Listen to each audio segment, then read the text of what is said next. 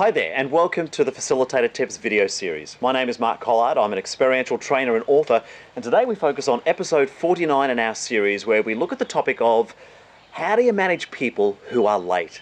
Now, I've been in this field for almost 40 years, and it's something that often people ask me. It's like, what do you do about students who are late, or staff who come late to meetings or to their classroom and so forth?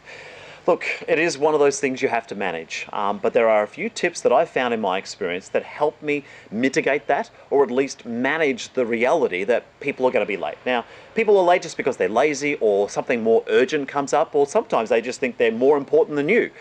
You need to accept that first of all, acknowledge that. Relax. If you can relax into it, maybe create some sort of preamble at the beginning of your presentation that is not critical for anyone who is late to have missed, but it also keeps those that are there still interested in what you've got to say or to present. I guess though, my most powerful and most potent weapon is this thing called the unofficial start.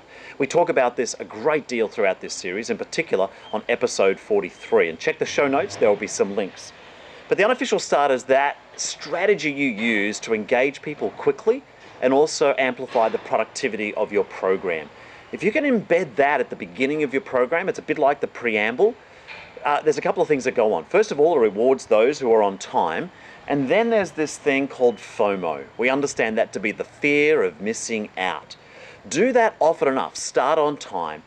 Do something that engages people, that's attractive, and increasingly, more and more people are going to want to be there on time because they don't want to miss out on that thing at the beginning.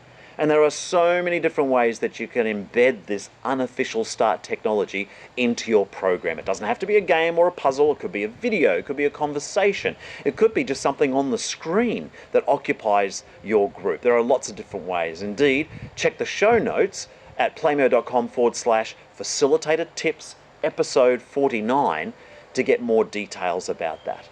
But they are some of the critical elements that help me manage people being late. Now, I'm not saying if they're late, that's my fault, but I like to flip the responsibility and think about my program and go, okay, what could I do that would encourage people to actually turn up on time?